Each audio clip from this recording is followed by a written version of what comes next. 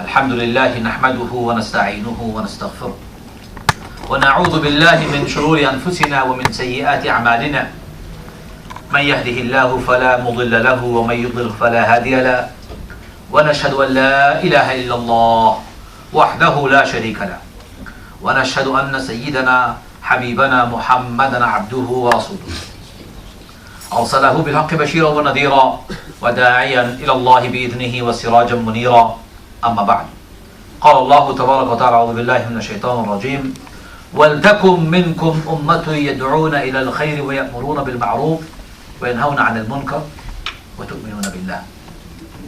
My dear brothers and sisters, I have recited a verse that we often hear, that there rise a band of people who will enjoy that which is good and forbid that which is evil, and of course profess to their belief in one Allah, the one and only. My brothers and sisters, this verse has more profound meaning today than ever before. I'll tell you why. We live at a time in the world today where wrong has become right. Evil is being sold to the rest of the world as good and virtue. Sin is told as something people should celebrate and do more. Lust and desire is proliferating openly as a commodity for consumption. Materialism and worship of material is acceptable. Abandoning of spirituality and our root connection with Allah is perfectly normal for a society, a time in which we live. We live a time that I believe is not just a testing time, but a morally bankrupting time, spiritually debilitating time, a time where humanity are at loss. Like Allah says in the Quran, وَالْعَصْرِ إِنَّ الْإِنسَانَ لَفِي خُسْرٍ. The entire humanity are at loss. The entire humanity are at loss because Allah says, إِلَّا الَّذِينَ آمَنُوا, except those who believe. Except those who believe. Today, belief is not fashionable. In fact, if you say you believe, people laugh at you. People say, you are a backward person. You are most likely uncivilized, following some archaic values. They accuse you of backwardness. They accuse you of dark ages, medieval lifestyle. They call you and call those who profess to having any faith. You know, they even go one step further and they say, I don't want to talk to you. I don't want to engage with you. If I do, I will become like you. You are irrational. You don't use your brain anymore. You are emotional. You are blinded by your traditions and culture. That is what Allah talks about. وَالْعَصْرِ إِنَّ الْإِنسَانَ لَفِي خُسْرٍ. The entire humanity are in or at loss. Why? Because they have taken belief in Allah as a problem. Allah says, إِلَّا الَّذِينَ آمَنُوا, except those who believe. But the entire humanity today, or a large chunk of the humanity today, especially in the Western world, even in the Muslim world, have decided in the Western world to reject Allah openly and vociferously. In the Muslim world, use Allah, abuse Allah conveniently. This dichotomy that we see in our society, these two extremes we see in our society, is why I say we need to rise a band of people who will enjoin that which is truly good and forbid that which is evil. We, our brothers and sisters, if you're listening, think very carefully. What will we say on the Day of Judgment when Allah will say, and I warned you? By the entire surah, though it's very short. وَالْعَصْرِ, He swore in the name of time. إِنَّ الْإِنسَانَ لَفِي خُسْرٍ. The entire humanity are at loss, are on the brink of falling and destroying, and on the brink of disaster, except those who believe. What did you do? Allah, I believe. Well, that's not enough. إِلَّا الَّذِينَ آمَنُوا. Allah says, وَعَمِلُوا الصَّالِحَاتِ, and do righteous deeds. وَتَوَاصَوْا بِالْحَقِّ, and they stood firm as witnesses on the truth, with patience. وَتَوَاصَوْا بِالْحَقِّ, on truth. وَتَوَاصَوْا بِالصَّبْرِ, and they stood firm in patience. What will we say to Allah? Ya Allah, I believed. But that's not enough. Because belief must translate into righteous deeds. And righteous deeds are when you know that there is something wrong around you, there is something wrong inside you, and the desperation to change, the urgency within you rouses your conscience, rouses your the entire being to be involved in active work to change what's around you. That's what this verse means. وَلْتَكُمْ مِنْكُمْ أُمَّةٌ يَدْعُونَ إِلَى الْخَيْرِ. Let there rise a group of people who will invite people. يَدْعُونَ إِلَى الْخَيْرِ, who will go out there, invite, welcome, inspire people to do good. To do good. And they will stand up against that which is evil, that which is destructive, that which is socially destructive, morally destructive, ethically destructive. They will stand against all of those. Are we involved in doing any of that, or have we become too insular and too self-centered? I want to be saved on the day of judgment myself, and I'm just going to believe and do nothing about it. But I'm afraid you'll be the first one to be stuck on the day of judgment if you just believe and do nothing about those around you. You'll be the first one to be stuck on the day of judgment if you did nothing about it. Remember the saying of Rasulullah when Allah sent angels to destroy an entire nation. They came to find everybody wicked except one person in his own house, constantly worshipping Allah, very devout and very good. So they went back saying, Ya Allah, if we destroy this nation, this wonderful person is going to die. What shall we do? He's so devout, so good. Allah will say, Allah said to the angels, destroy him first. And the entire nation, because he was too self-centered in becoming self-righteous and not being concerned and bothered by the welfare and well-being of spiritual and material of the people around him. He was just too obsessed by himself. Destroy him first. Allah does not need people like that. Allah doesn't need people who are self-centered. My brothers and sisters, I believe you and I, the entire ummah, are responsible. Number one, I'm giving you 5 things we should do. Number one, we should become vanguard of Islam from today. Vanguards are those people who come to the forefront. They represent the faith of Allah, faith in Allah, the deen of Allah from the front, not hiding away in their mosques, deluding themselves, thinking it's all okay. No, they're vanguard. They will come forward. They're quite happy and proud to speak about their faith openly to the world around, share the values of their faith openly. Vanguards are those people who are also able to protect this deen of Allah when it's attacked, or are able to clarify the misconceptions when they're raised in our direction. My dear brothers and sisters, it is so important that we become the vanguards of Islam.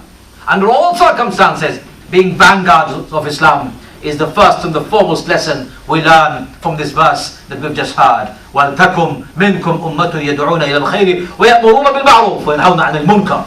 Vanguards of Islam. Vanguard for the humanity at large. We need to become the front runners to promote morality and ethics when the morality and ethics of the entire society are at risk. We need to become those people who come to the front and champion rights of people, human rights and their values, dignity and morality of society. We need to become those people who truly are representatives of the deen of Allah, because the deen of Allah contains all of that and more. Vanguards. Number 2, we need, my brothers and sisters, to keep the Muslim community who claim to believe in Allah, who claim to believe in this very amazing message, united. Today, Muslims are disunited and at disarray. Whether it is in the UK or abroad or any part of the world, you will find disunity of the Muslims as the most troubling piece of experience and encounter that you and I have on a regular basis. Muslims are disunited. If a Muslim has a particular way of thinking, if somebody else has a different way of thinking, they rather divide and cause friction than sit down and find ways in which they can agree. ways in which they can be together. Ask yourself on this question on the Day of Judgment. What will Allah ask you? Will Allah ask you, did you believe in me, and did you believe in my Prophet, and did you pursue my path? Or will Allah ask you which madhab you followed? Will Allah ask you which firqa you came from? Which organization you belong to? Allah will not ask you any of those. Which nationality you have. That will not be the measure of your taqwa. That will not be the question for Jannah. No! Contrary. Those who divided based on their nationality, their language, their ethnicity, their firqa, their madahib, they will be the ones who will be in trouble. Because Allah Azza wa Jal does not like those who disunite and who cause troubles and fasad on this earth. My brothers and sisters, we need to do everything possible to keep this community united. I'll give you an example of our unity and lack of it. Today's world, look at what's happening with the Muslims living in Britain today. There's an election coming up very soon, in 10 days' time. Muslims are still fighting whether we should vote or not to vote. Astaghfirullah al-Azim, how can you be so strange and engaging in such frivolous debates? Why are you wasting your time? If you don't want to vote, go ahead, it's good luck to you. But overwhelming majority of the Muslim scholars up and down the country and the world are saying it's not only important for Muslims to vote, in fact it's an obligation upon the Muslims, a social obligation that they would vote in order to make sure the right candidates are winning the seats, in order for our interest and the interest of the overall community is served. How will you change if you scream from the outside? Have we not learned in the last 50, 60 years of our existence in this country that we become more powerful if we have good representatives for us in places of power and influence? Have we not learned that yet? If we haven't learned that yet, then we're a people who are also at loss, like Allah says in the Quran. وَالْعَصْرِ إِنَّ الْإِنسَانَ لَفِي خُسْرٍ, at loss because we haven't understood the concept of our belief and the good deeds. We are becoming a people who are insular and thinking the wrong way. In the right way of thinking requires you to be involved, engaged in every possible way to influence and change the society, policymakers and powerful people.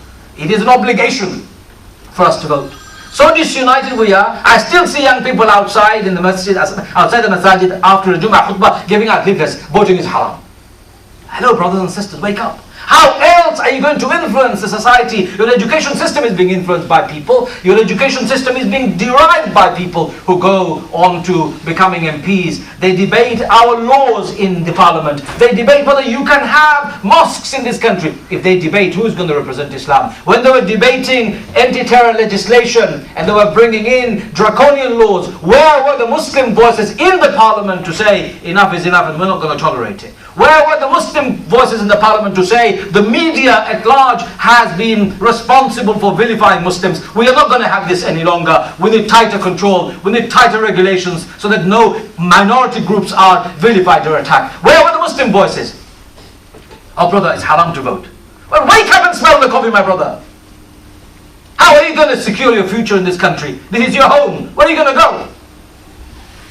Are we so disunited? And the verse of the Quran that I read to you before, وَلْتَكُمْ مِنْكُمْ أُمَّةٌ يَدْعُونَ إِلَى الْخَيْرِ, let there rise a band of people who will enjoy that which is good. If you don't become an MP tomorrow, if you don't become a councillor tomorrow, if you don't become powerful people in this country, who is going to enjoy that which is good? Who? Somebody else? Believe you me, there will be a vacuum. Somebody will become your MP. Somebody will become your councillor. We want good people to become councillors. People who listen well, who have got the good mindset, who are inclusive, who can be with us, work with us in order to promote all people and the interest of all people who live in our neighborhood. Do you account those who are standing for the election? Has this masjid held a hustings event bringing the parliamentary candidates who are standing in the local area, asking them the right questions? Have you done that? No. Maybe you have, I don't know. I met Ed Miliband the other day, the Labour Party leader. I met him the other day. I met him on the train. I was travelling from Newcastle to London and he just got on. He passed me by, I said hello, he said hello and he left. I said to myself, he wants to be the Prime Minister of this country and he just left, he didn't even say anything to me. So I'm about to tweet. Then I said to myself, you know, this is not fair, I must go and ask him some questions. Put my phone away and I went to Ed Miliband. I said, Mr. Miliband, you want to stand to become the MP as well as the Prime Minister of this country? He goes, yes. I said, convince me why. He goes, oh. He took me aside, gave me 15 minutes of his time. He gave me 15 minutes of his time. And I asked him all the questions that I want to ask a leader of a party or somebody who wants to become the Prime Minister of our country. I would do the same thing to the leader of the Conservative Party, current Prime Minister David Cameron. I would do the same thing to Nick Clegg. Anybody who wants to become leader, I will do that. Do you? Do you speak to your local MP? Brother, I'm too busy. I have no time to engage. Well, what about the verse of the Quran where Allah says, وَلْتَكُمْ مِنْكُمْ أُمَّةٌ يَدْعُونَ إِلَى الْخَيْرِ? Let there be a group of people who will engage with people, inviting them to doing the good. What about you going to influence your parliamentarian so that they can listen to your good message? Not involved, not busy, or too busy? We need to really think. So that was number 2. Number 3. Oh, by the way, my meeting with him was good. I wrote about him afterward. But my conclusion was, I'm not too convinced. And he read my message. And before we stopped the train, he came to me and he said, I've just read your message. I've not convinced you. I said, Mr. Miliban, leave that to me. I would make up my mind. I've listened to you. I'll listen to everyone else. I'll listen to all people who will come to me. And then I will make up my mind. I have a brain, and Allah has given me that brain as an amana, and I must use it. Not be a sheep and not use my brain. Number 3, and the understanding of the verse that I've given you is, my brothers and sisters, we have a duty and a responsibility to present Islam to the people of this country in a way they can understand. Presenting Islam. Allah says, inviting people to do good. Presenting Islam is the most important good they can do. Allah's deen is the most important thing for us. We value it more than we value ourselves. We need to present it to those people around. I say to people, and I've said it before and I'll say it again, you try Islam, you like it. I'm putting guarantee on it. You try Islam, you will like it. I say this to Muslims and non-Muslims all the time. Read about Islam. Don't judge Islam by the bad behavior of Muslims. I agree. Many Muslims are very bad examples of Islam. Judge Muslims by the examples or the yardsticks Allah has laid down in the Quran. That's how we should be. But presenting Islam in an ideal way, in a way that people can understand, is an obligation upon you and I. Is an obligation upon you and I. Allah Azza wa Jalla said that in the Quran. وَمَنْ أَحْسَنُ قَوْلًا مِمَّنْ دَعَى إِلَى اللَّهِ. He says, what is better than the one who invites people to the path of Allah? We need to, wallahi present Islam to the people so that they can understand and relate to and not get frightened. I've just come back from Norway. I was there for 5 days. Alhamdulillah, it was a very interesting meeting and an encounter with all people. I met the grassroots communities, Muslims and non-Muslims. I went to the mosques and met the imams. I went to the churches and met the church leaders. I was fortunate to have been invited to the Prime Minister's office as well as meet the President of the country. I spoke to every one of them and I gave them the message of Islam as I believe to be true. I gave them the message of Islam as I believe to be true. They're recorded and they're public. My brothers and sisters, we have a duty to present Islam in a way that is understandable, that is palatable, that is acceptable, that is agreeable to people without compromising our deen ever. Without ever compromising our deen. Give them the message of Allah. Why wouldn't they like it? What is it about our deen that people should have revulsion for? It's not about the deen they have revulsion for, I believe. It is the behavior of some Muslims that they dislike. And we need to start presenting Islam through our action and our words, my brothers and sisters. Sooner we do, the sooner we live by the spirit of that verse that I've just recited to you. Number 4, we need to become friends of the people of this country. Become friends of the people of this country. Remember I said to you, this is your home. You're not going anywhere. You're never going to go anywhere unless you die. We say, Inna lillahi wa inna ilayhi raji'un, we make dua for you. But you are here, and most likely you'll be buried here. Of course, Allah has His plan as to where and what time you'll die. That's Allah's plan. But we, as far as humans are concerned, by looking at the statistics, most of our parents, our children, our forefathers, our elders who have come to this country have been buried in this country, and for our future, it looks like we're going to be here for a very long time. Why should we go anywhere else? Tell me. Which other country would provide you the freedom and the opportunities that you have today in this country to do what you want? Any education you want, go ahead. Any job you like, go ahead. Any business that you want, go ahead. You want to become the Prime Minister of this country, go ahead and try. Go ahead and at least try. Where would you go and find such a place? Where would you find a place like that? Allah has in His own wisdom, and He has given you and I a ni'mah, an opportunity to do the best. And I'm saying, accept this as your home, accept the people of this country as your home, and be their best friend. They're your neighbors. They're your neighbors. They're your neighbors. You have a duty and an obligation to extend your friendship towards them. Wallahi, if we don't, then we're not living to that verse of the Quran where Allah Azza wa Jalla says, وَلْتَكُمْ مِنْكُمْ أُمَّةٌ يَدْعُونَ إِلَى الْخَيْرِ وَيَأْمُرُونَ بِالْمَعْرُوفِ وَيَنْهَوْنَ عَنِ الْمُنْكَرِ وَتُؤْمِنُونَ بِاللَّهِ. Your duty is to befriend these people, befriend your neighbors, befriend those people around you, because this is your home and people of this country are your people. Brothers and sisters, it is an urgent message for all of us, for me and for all of us, to wake up and rise to the challenge. May Allah give us the strength and the ability to practice all that we have heard. أقول قولي هذا أستغفر الله لكم فاستغفروه إنه الغفور الرحيم.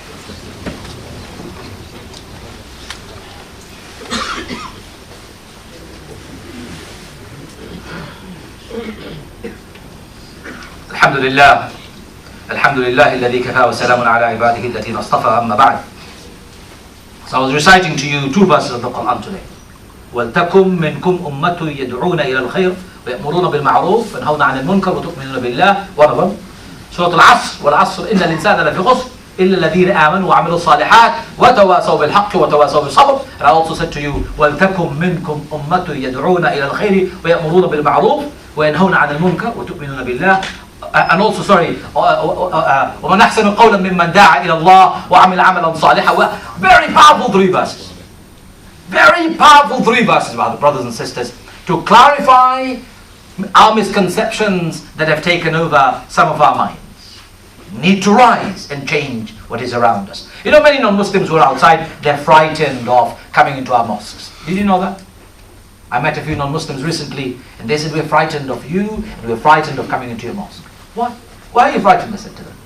Oh, we're not sure. I remember a few years back, in East London Mosque, I saw a gentleman standing outside, and as soon as somebody opened the door, he was peeking.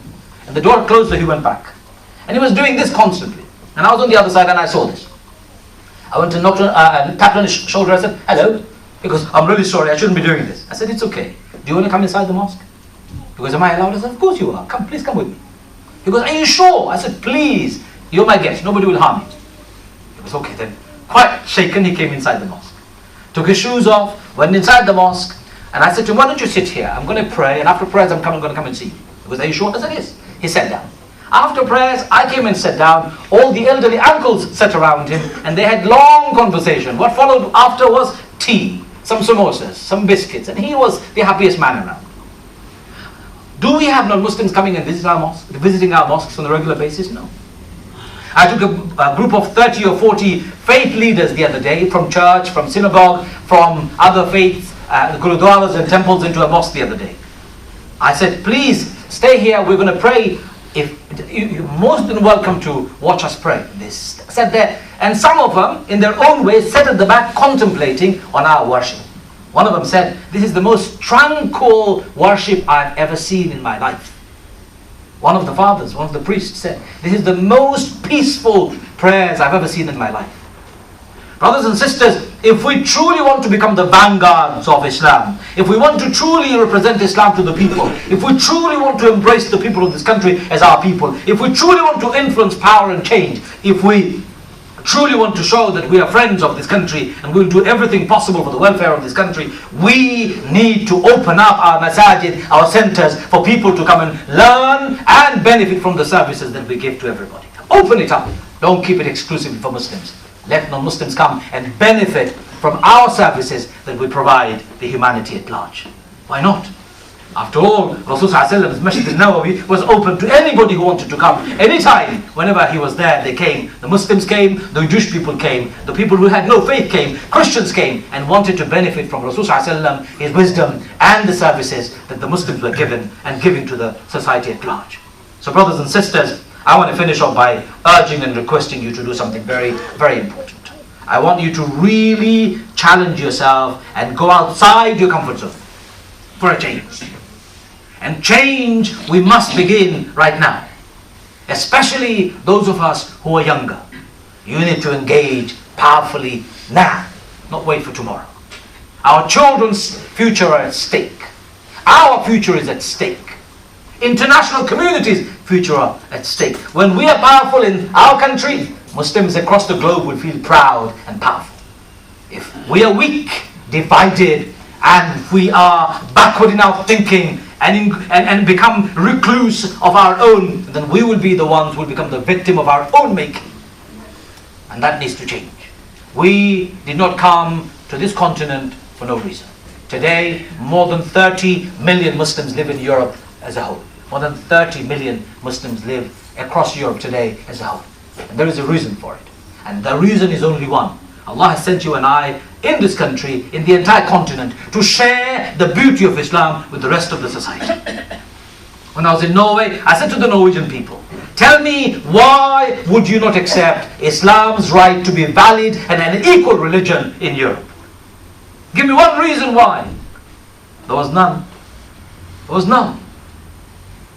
We have a right and a duty, my brothers and sisters, to be engaged, to be able to influence, to be able to empower ourselves, to change the society and change ourselves. Ya Arhamar Rahimin, Ya Akramul Akramin, accept our dua, Ya Allah.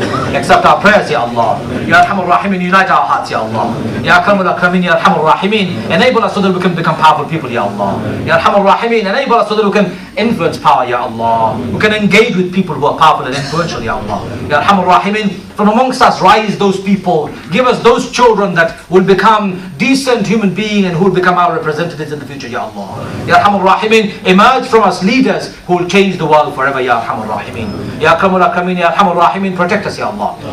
Protect us, Ya Allah. Protect our children, Ya Allah. Protect our children, Ya Allah. Protect our future, Ya Allah. Ya Arhamar Rahimin. Forgive us for our shortcomings, Ya Allah. Ya Akramul Akramin, free all parts of the world that are occupied, Ya Allah. Free all parts of the world that are in trouble, Ya Allah. Free all parts of the world that are in turmoil, Ya Allah. Ya Arhamar Rahimin, Ya Akramul Akramin. Free all parts of the world that are being ruled by dictators and despots, Ya Allah. Free all parts of the world that are ruled by illegitimate regimes, Ya Allah. Ya Akramul Akramin, Ya Arhamar Rahimin. Help those people who are suffering in different parts of the world, Ya Allah. Especially in Nepal with the recent earthquake. Ya Arhamar Rahimin. Relieve their pains, Ya Allah. Relieve their distress, Ya Allah. ربنا تقبل منا إنك أنت السميع العليم وتب علينا يا مولانا إنك أنت التواب الرحيم إن الله يأمر بالعدل والإحسان وإيتاء ذي القربى وينهى عن الفحشاء والمنكر والبغي يعظكم لعلكم تذكرون فاذكروني أذكركم واشكروا لي ولا تكفرون والله يعلم ما تصنعون. أقم الصلاة.